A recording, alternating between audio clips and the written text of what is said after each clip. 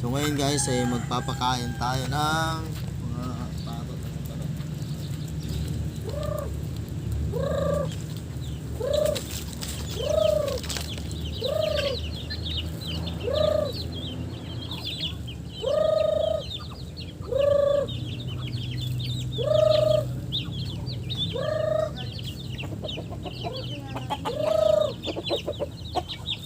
Yan.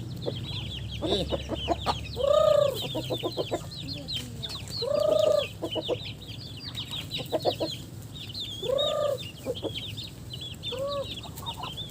Ano? Oh.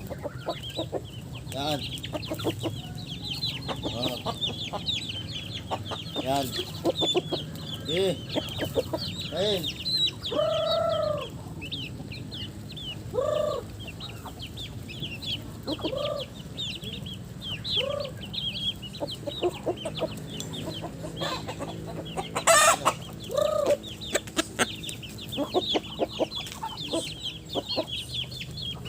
Dito guys yung mga alaga nilang mga manok dito sa mga pato. Ano? Inano mo ako ah. Hindi ka makapag-antay ka ah. Ha? Antay ah.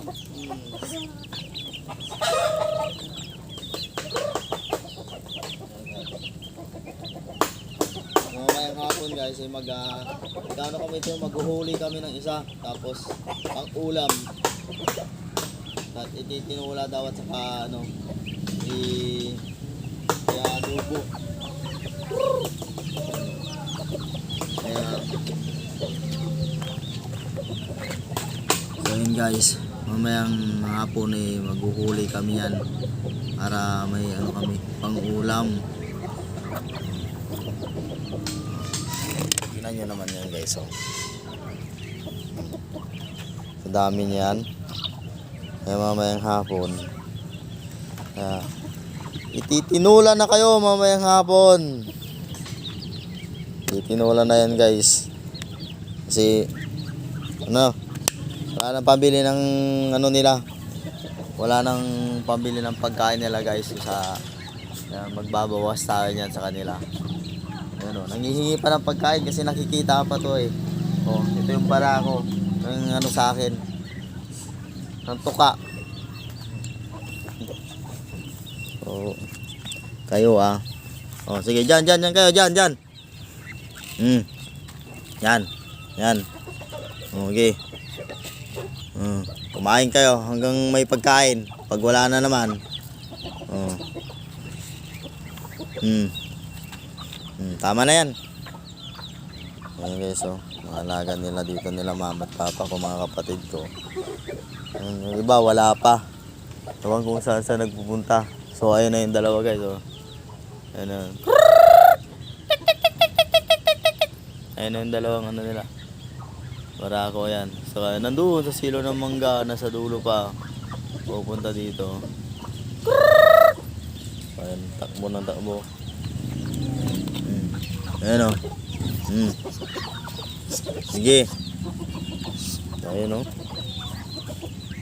Malilit na sisiw yan oh. Pakain ako ngayon guys kasi kahapon kasi guys eh wala silang ano pagkain. Maghapon ang naibigay lang sa kanila ay yung pinag-anlawan ng mga pinagkainan namin sa ano tira-tirang kanin sa plato. So yun lang yung nakain nila kaya ngayong umaga ay inutusan ko si mama ko na pumunta ng bayan. Kaya nakabili siya ng ano 4 na kilong mais. So yan, nakakain sila ngayon.